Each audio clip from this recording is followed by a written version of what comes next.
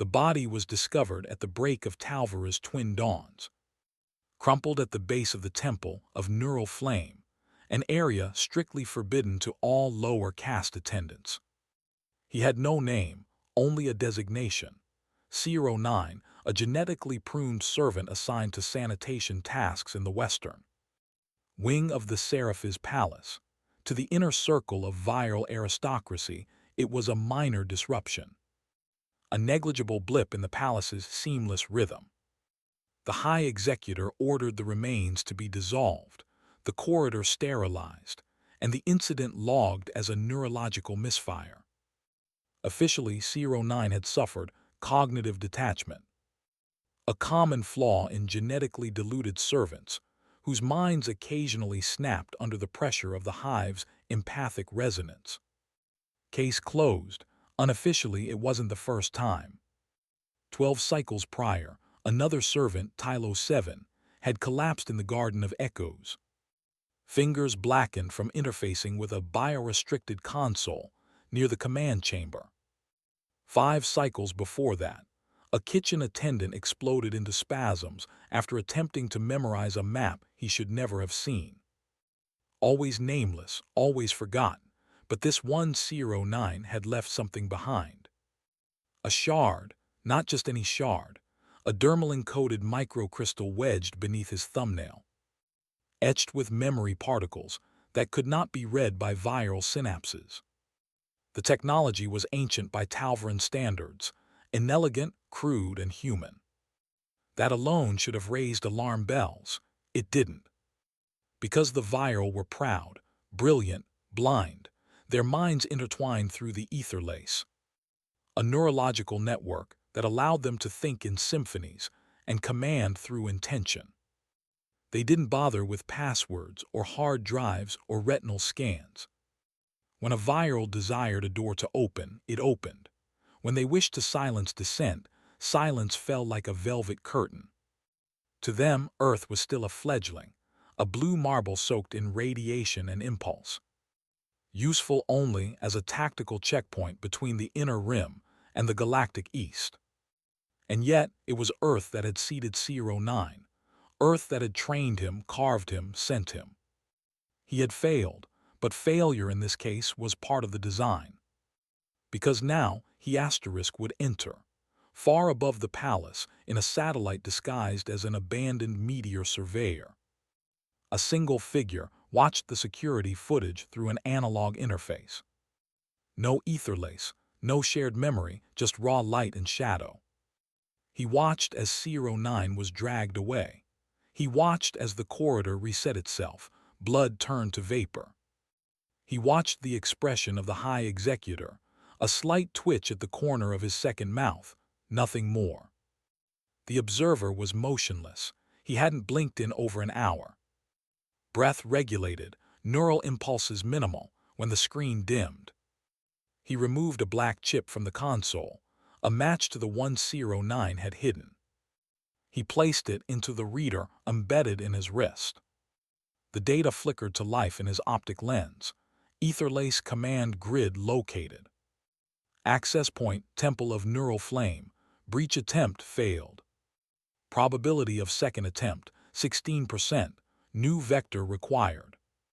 Initiating protocol, Omega Veil. The observer exhaled slowly, his first true breath in hours. He ran a scan through the cranial implant at the base of his skull. Response was immediate. Minor synaptic decay in the frontal lobe. Acceptable. He stood, stripped the surveillance suit, and walked toward the capsule chamber at the rear of the satellite. Inside, a biological cocoon awaited, filled with the greenish serum of memory dilution. He stepped in. As the gel enveloped him, the program began. Genetic overlay, Virell cast servant class. Neural masking complete. Biosignature 010. Personality vector, soft-spoken, compliant, emotionally null. Mission key, Terminus Horizon. He would become one of them, not just in appearance but in thought, movement, heartbeat. Even his pain responses would mirror theirs, but his core would remain human. Hidden beneath layers of synthetic obedience, And this time, the palace would not see him coming. Because they were looking for a weapon, a traitor. A soldier, not a servant. Meanwhile, deep within the Seraphis palace, Cerintha of the First Flame, crowned daughter of the Virell Highblood, stood beneath a flowing curtain of luminous data. She had sensed it, the disruption, a ripple in the ether lace brief and sharp, like the mental equivalent of a scream muffled in water.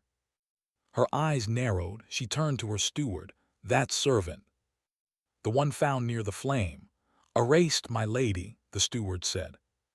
Nothing recovered, no memory signature. She paused. Unlikely, even broken minds leave echoes. My lady, never mind. She stepped toward the glass balcony and looked out over the twin suns as they melted across the city's curved horizon. She felt something, a pattern she couldn't name, like a shadow forming at the edge of a dream. And soon it would have a face, a name, or perhaps the absence of one. Riven had never dreamed of Earth. Not once. Not even in the fleeting half-lucid states the trainers called emotion. Echo, those twilight hours when neural suppression was lowered just enough to keep agents from becoming machines. Others in his unit sometimes spoke of oceans, of forests, of the smell of rain on asphalt. He had none of that. Earth was not home. It was a name on a dossier. A client, a cause, a reason to be built. At 29, Riven had already outlived most members of his original cohort. The silent infiltration division didn't produce veterans. It produced one-time ghosts, creatures engineered not for endurance but for precision. He had been rewired, reborn, and reinserted more times than his medical log could calculate. Each time new skin, new eyes, new bone density calibrations. Each time a new memory shell fused to suppress the last. But this time there would be no next, 31 days. That's what the mission file said. 31 days to infiltrate the neural lattice of the Virelian high caste, extract confirmation of the invasion protocols, and sever their primary command transmission node. After that, survival was optional. He didn't flinch when he read the line, *mission irreversible. Host extraction improbable, collapse authorized. The finality didn't matter. He had no roots, no family, no lover waiting in some gravity-locked dome with trembling hands and unread messages. He had grown up inside the Eastern Strategic Institute, a black ice fortress beneath the Siberian crust, where emotion was a chemical imbalance and love was a liability. Even his name, Riven, was an acronym once. Remote Insertion Variant Engineered Neutrality. Only later did the field officers start calling him Riven, like it meant something human. It didn't. He sat now in the sterile white hold of the outbound vessel Yehuda 4 *, watching the holographic scroll of Virell court language loop endlessly in front of his pupils. The language was fluid, constructed as symbiotic syllables designed to mimic emotional states. A lie inside a melody. He'd mastered it in 17 hours. An older man sat across from him, Dr. Han Valen, mission engineer and gene path overseer. Valen was one of the few non-soldier humans to have survived face-to-face contact with Virels. He wore a permanent twitch beneath one eyelid, like a ghost memory that wouldn't leave. "You've been too quiet," Valen said. "I'm supposed to be." "No, I mean unusually quiet, even for you." Riven blinked slowly. "There's nothing to say. You've seen the scans. My limbic response is stable. My memory partitioning is clean. My biological sync with the Virell caste template is at 98%.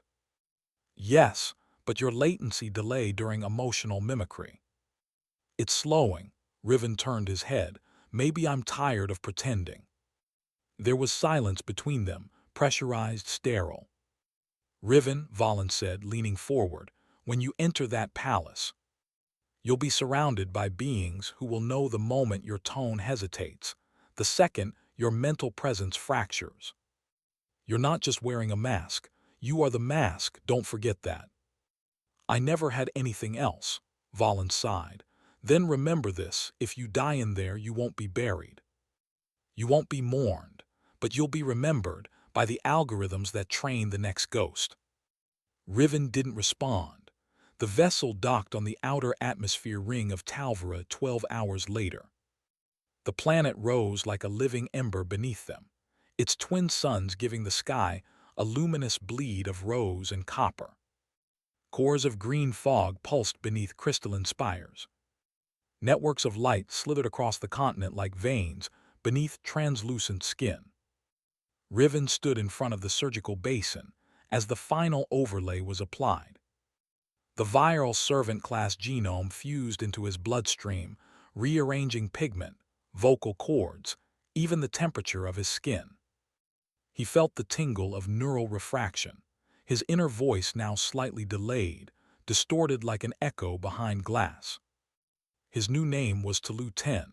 His eyes were now opalescent gray. His blood had traces of living memory thread woven into it, programmable emotions designed to pulse when triggered by. Virell thought resonance. He could feel it, the false compliance, the synthetic humility. It whispered beneath his real thoughts. As the chamber depressurized, the last phase of mental conditioning played inside his skull. Not words, not commands, just tones carefully selected to dull moral judgment, suppress grief, and slow any attempt at existential resistance. He let them pass through him. Not because he was immune, but because he knew how to store his pain in silence. Final clearance came as he boarded the diplomatic transport shuttle toward the Seraphis palace. The Virell gate officer scanned his profile. The moment her neural field grazed his, he bowed, not because he wanted to, but because the implant in his spinal cord pulsed the instinct. The officer narrowed her gaze. "You carry deep grief," she said. Riven looked up, eyes expressionless. "I was born in silence." She seemed satisfied with that, as the shuttle descended into the capital. He gazed out at the bioarchitecture, towers grown, not built, glowing with a dim, conscious light. Every structure was alive, interconnected by the ether lace. Somewhere in that web was the signal, the transmission thread that bound the Virell warfleet into one mind. If he severed it, their unity would splinter, their strike against Earth would fail. But the palace was vast. The code was hidden, buried beneath centuries of ritual and genetic protocol. And the timer had begun, 31 days not to survive.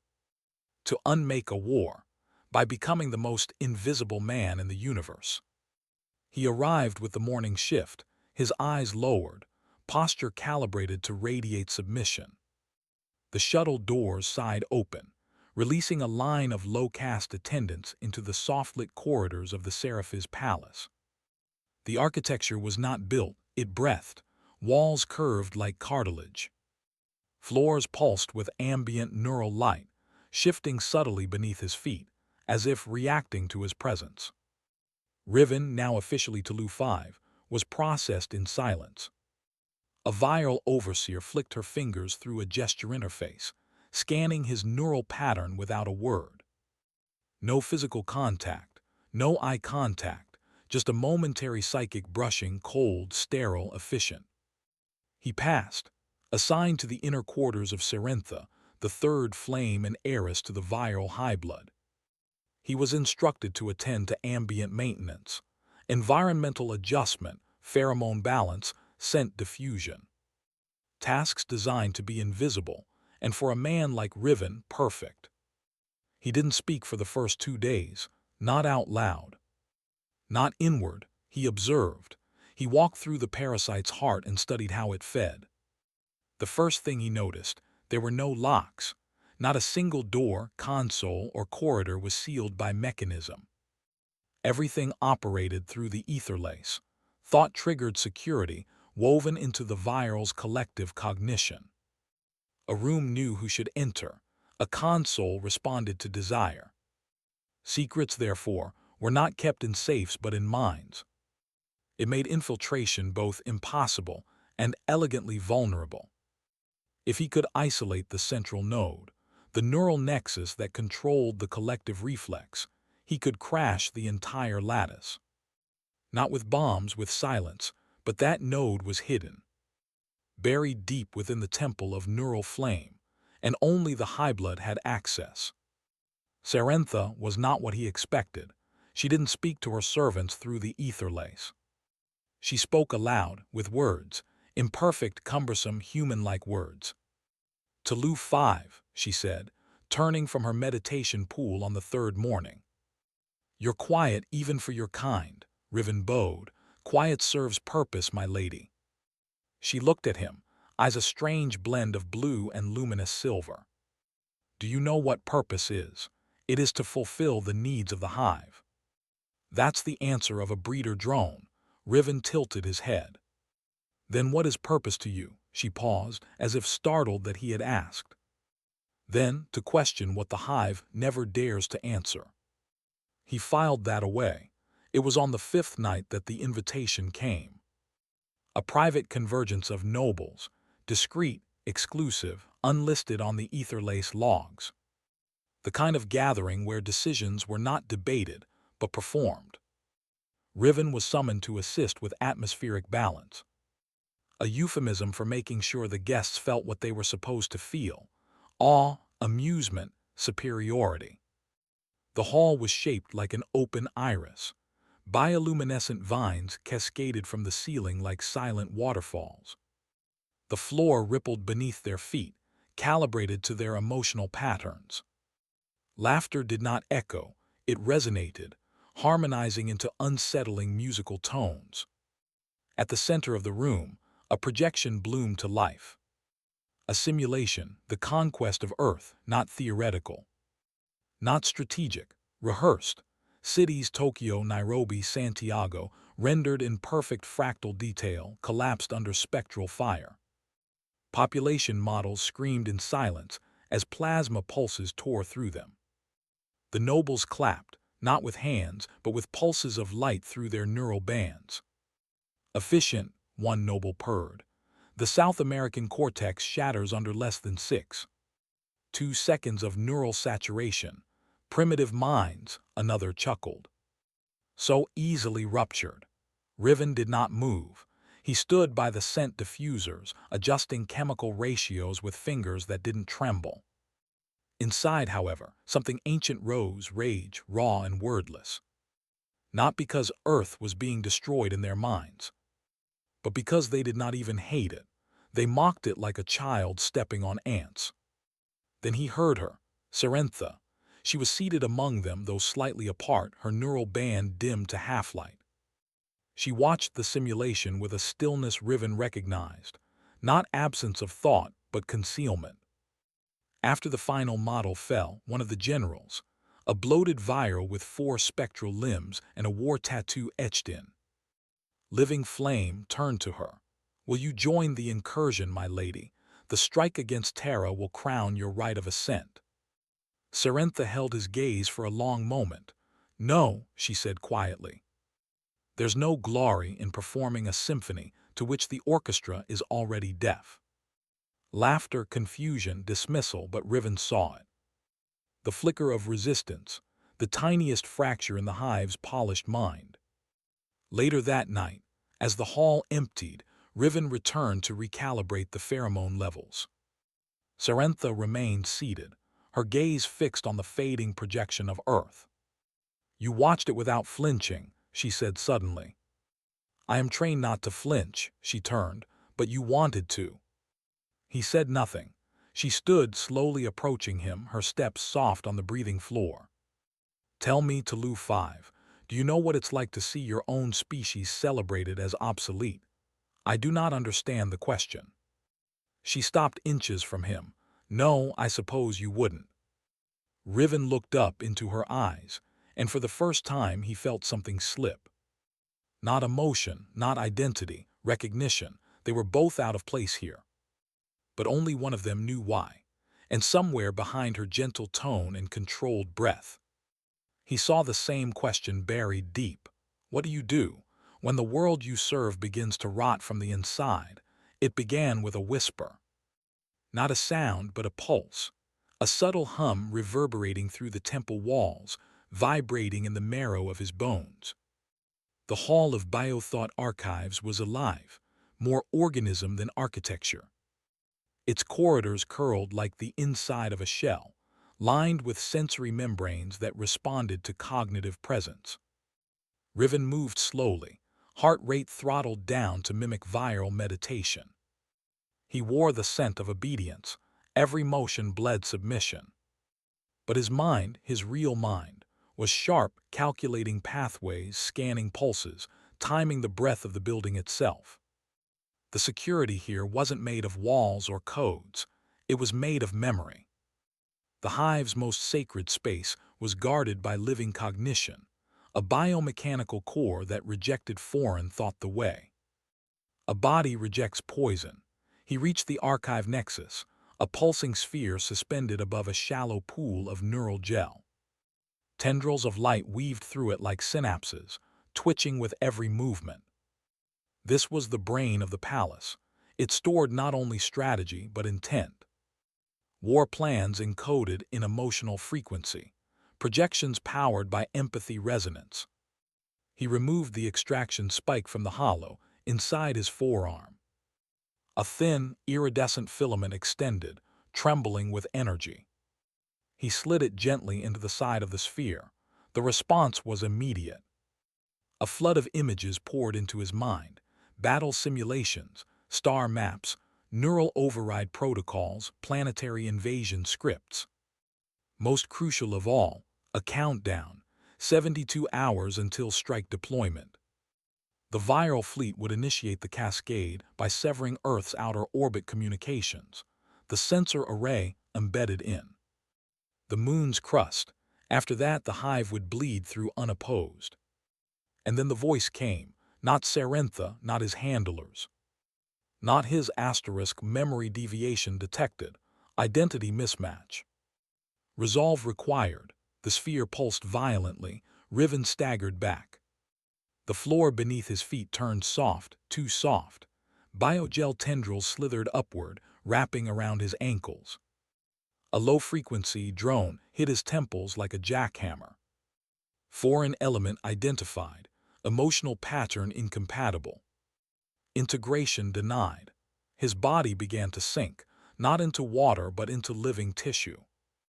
The archive was trying to digest him, convert him into biofuel for its memory mesh. He didn't panic. Panic was an obsolete protocol. He activated the override in his wristband, a localized disruption pulse. Enough to sever the neural tethers for 10 seconds. The gel screamed. It recoiled like burned flesh, releasing his legs in a wet gasp. He fell sideways, rolled onto the hard floor beyond the activation radius, and crawled toward the exit. His hands were covered in the translucent slime of aborted assimilation. He didn't look back. He reached the empty corridor. The walls flickered with confused biolight, still unsure whether to sound alarm. His spine burned where the tendrils had touched his skin. His breath was ragged too fast, sloppy. He stabilized. He stood, and then he saw her. Serentha. She stood at the end of the corridor alone, her expression unreadable. No guards, no warning, just her. You access the archives, she said quietly. Not a question. He straightened. I got lost. You're lying. The silence stretched between them, tense and fragile. Then she stepped forward. No aggression, just curiosity strangely human. Why, she asked. Why risk everything? Riven didn't answer. She narrowed her eyes. Do you think Earth will survive, that your people, fragmented, selfish, drunk on chaos, can resist what's coming? Still, he said nothing.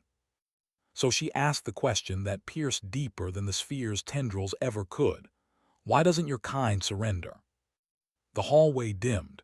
Riven exhaled slowly. Because surrender isn't the absence of violence. It's the absence of choice. She studied him, her voice quiet but unrelenting. You think we're monsters. No, he said.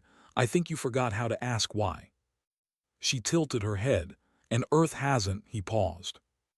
Earth remembers it too much. We burn with why. We stab each other with it. But at least we still bleed when we do. The words surprised him. Not because they were clever, but because they were true. For a moment, Seraphis looked tired, the kind of tired that lives beneath generations of inherited decisions. I've read your history, she said. Your wars, your holocausts, your machine uprisings. You worship trauma like it's proof of soul, and you erased it like it never mattered. That silence again, heavy, intimate, not hostile but almost sad. He turned to leave. You're not one of them, she said softly. Not truly Virell, not truly servant. He froze. You have an echo in your gait. A delay between thought and movement. You suppress your pain like it's an enemy, not an impulse. He turned slowly.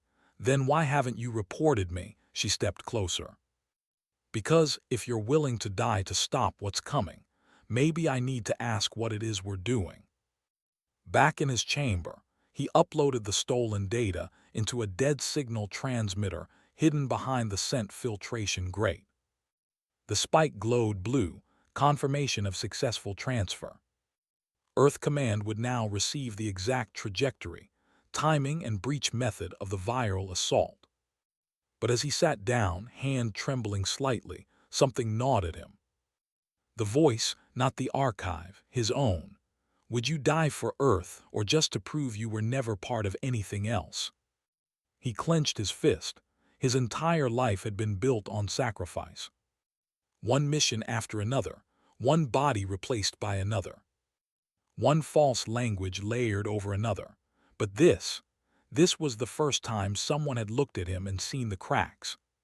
Seraphis wasn't his enemy, but she wasn't his ally either. She was a mirror, one that showed him a life made only of reactions. And for the first time, Riven asked himself a question without an assigned answer. If I'm not one of them, and I'm no longer one of us, then who the hell am I saving? The chamber that housed the living eye, M letter 1 EAFT, S letter 1 ED1 NG, was deeper than any place Riven had yet been allowed to enter. It was not a room, but a womb, carved into the nervous system of the palace itself. The walls glowed with a rhythmic pulse, synchronized to the heartbeats of those connected to the ether lace. Everything here was alive, thinking, feeling, and vulnerable. The eye was a sphere of translucent neural matter, suspended in a lattice of light and sound. It trembled softly, as if dreaming. Within its translucent core, pulses of data flickered like stars. Every soldier in the Virell fleet, every ship, every weapon, every command line, they all passed through this core. It was the spinal cord of the hive. Riven stood at the edge of the interface bridge, eyes fixed on the control stem. One hand hovering over the encoded relay that would initiate cascade failure. If he inserted the spike and triggered the neural rupture, the effect would be instant. The fleet would lose cohesion, the invasion would stall. But so would hundreds of minds still connected, some soldiers, yes, but also nobles, civilians, children. And Seraphis, he had confirmed it earlier that day, she remained linked to the ether lace. Her consciousness always brushing against the perimeter of the living eye. There would be no protection from the backlash. This wasn't a soldier's kill. It was surgical genocide, and yet Earth hung on that choice. He reached into his coat and retrieved the activation spike. Its tip glowed cold blue, pulsing with the code required to trigger the fracture. Then he heard it. You hesitate, came the voice. He turned. T letter 1B0, letter 1EDB, NG Velen stepped into the chamber like a phantom, armored in synaptic plate that shimmered with thought energy. His skin gleamed metallic red, his gaze unblinking. I knew at the moment I first saw you, Velen said, voice deep and resonant. The echo lag in your response, the faint dissonance in your mind print. You don't think like us. Riven didn't move. Velen's eyes narrowed. And now here you are, ready to commit murder in the name of salvation. Riven spoke calmly. I don't want to kill them. Then why bring a blade to a mind's cradle? Velen's neural bands flared. Do you think yourself righteous, human, a protector of your crumbling rock? I think, Riven said, stepping back toward the console, that you've mistaken connection for control. Velen struck. His body shimmered, and a wave of kinetic bioforce slammed toward Riven like liquid air. Riven Dove rolled, and fired a pulse round from the weapon concealed in his boot. The round ricocheted off Velen's armor, dispersing with a hiss of disrupted cognition. You fight with relics, Velen said, raising his hand. Tendrils of psychic energy lashed out, grabbing Riven by the chest and slamming him into the wall. Agony flooded his nervous system, not pain but confusion. Velen was overriding his motor cortex, injecting impulses meant to short his reflexes. Riven gritted his teeth, fought for control. You don't belong here, Velen growled. You're a crack in the system, a corrupted signal. And you, Riven said, voice strained, are so entangled in your own mind that you can't see the collapse. He launched his final countermeasure, a short-burst neural dampener implanted at the base of his skull. The blast sent out a shockwave of null thought, temporarily disabling all ether-lace-dependent functions within 5 meters. Velen staggered, momentarily cut off from the hive. Riven moved fast, sliding across the floor, jamming the spike not into the core, but into the command resonance relay. Not full destruction, something else, an infection. He activated the signal, a false data stream carefully forged back in orbit.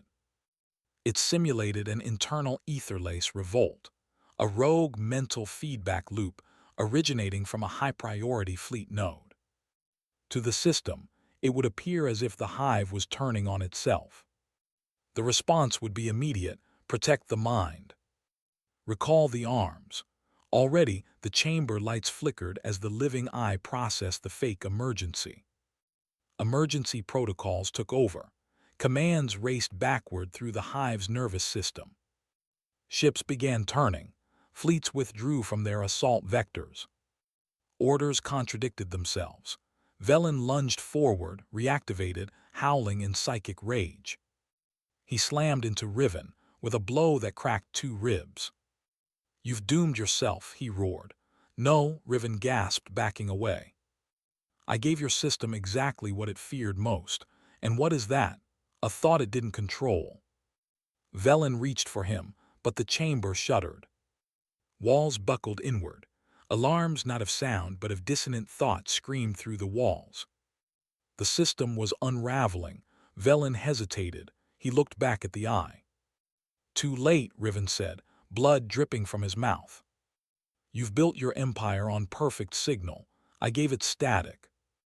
Velen turned and ran toward the command stem, trying to sever the false broadcast. But it was embedded now, disguised as internal command, looping endlessly. Riven limped to the side hatch, eyes scanning the biosignature panel. It still read Virell. His disguise remained. He exited and left chaos behind. Hours later, he sat in the hidden corner of the palace's lowest maintenance shaft, watching the hive ripple with confusion. Orders countered orders. Fleets doubled back, commanders panicked. The invasion was postponed. The High Blood called for isolation, and Serentha disappeared from the etherlace. Whether she was harmed in the backlash or had disconnected herself by choice, he didn't know. He didn't want to. In the silence, his thoughts turned inward.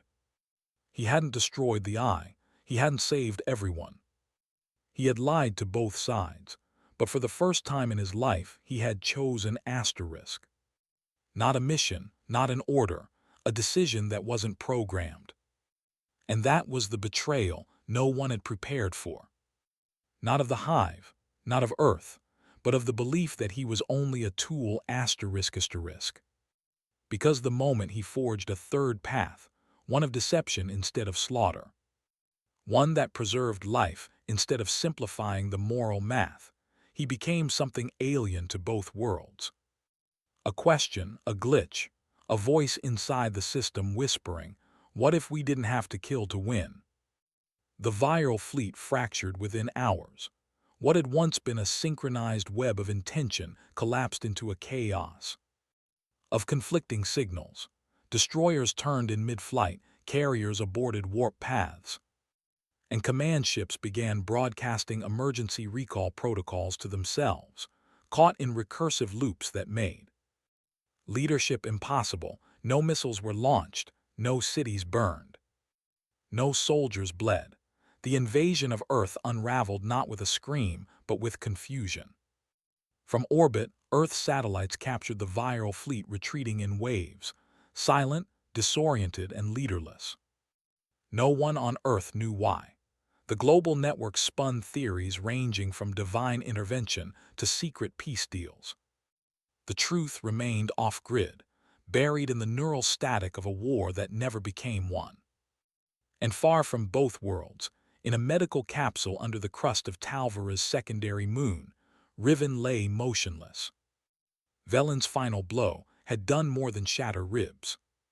The synaptic overload had ruptured a delicate sector of his brain, an area the training files had once called a motive core 2. It was the last unaugmented piece of his neural system, the part still truly human. Now it was gone. When he woke 3 days later, he felt nothing. Not numbness, not grief, just an eerie, colorless clarity. He remembered the mission. He remembered Serentha's eyes. He remembered choosing a third path, but when he tried to feel something about it, there was only silence. He didn't return to Earth. The invitation came, high priority. Signed by the Eastern Strategic Command, "Return, Riven. You've earned your home," but he no longer had one. Instead, he requested a permit to remain in the outer sectors.